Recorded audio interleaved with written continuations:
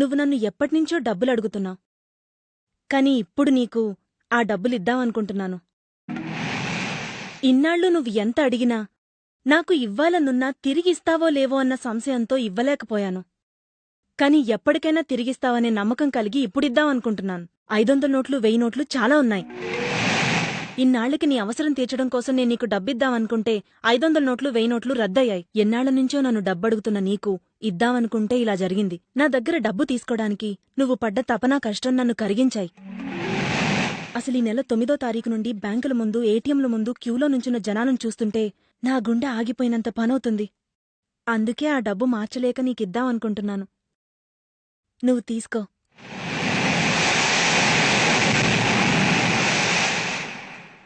ఇంకొకసారి చెప్పు. ఆ డబ్బు నీకిస్తాను. మరొక్కసారి చెప్పు. ఆ డబ్బు నీకే. ఈ ఒకే ఒక మాట కోసం ఇన్నాళ్ళు నీ చుట్టూ తిరిగాను. నా అవసరాలను నీతో చెప్పుకున్నాను.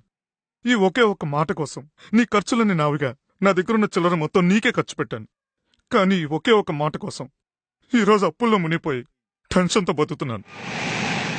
ముక్కు మొహం తెలియని వాళ్ళ దగ్గర కూడా అప్పు తీసుకోవడానికి ఇంత లేట్ అయ్యేది కాదు. కానీ నీ మనసులో నాకు డబ్బులు ఇవ్వాలనిపించడానికి నీకు 4 ఏళ్ళు పట్టింది.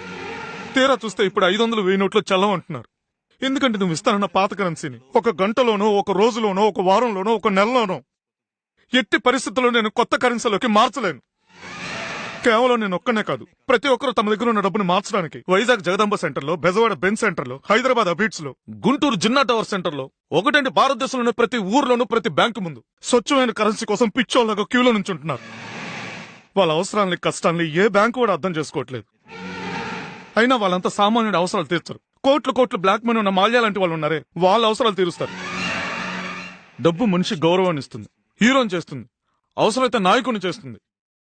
కానీ అదే డబ్బు హ్యాపీగా ఉన్న నన్ను నీ ముందు దేహి అనేలా చేసింది.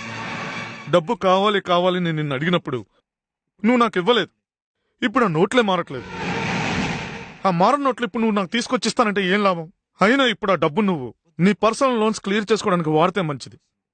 ఏదో చిన్న చిత్తగా పనులు చేసి నేను సంపాదించుకున్న 100 నోట్లు 50 నోట్లు చాలా విలువైనవి.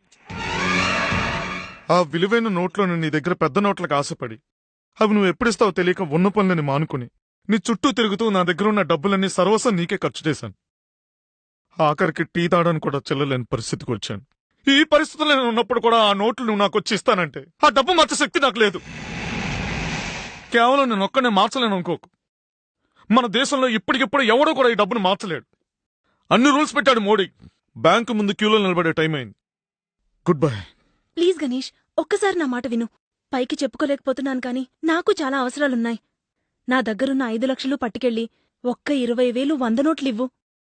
ఒక 4 రోజులు టైం పట్టినా పర్వాలేదు. నేను నీకోసం వెయిట్ చేస్తూ ఉంటాను. అంతకన్నా టైం కావాలన్నా కూడా ఇస్తాను. నువ్వొస్తావనే ఆశతో, నమ్మకంతో. ట్రై చేస్తా. All the best Ganesh. త్వరగా వస్తావు కదా? నాకు 20,000 తెస్తావు కదా?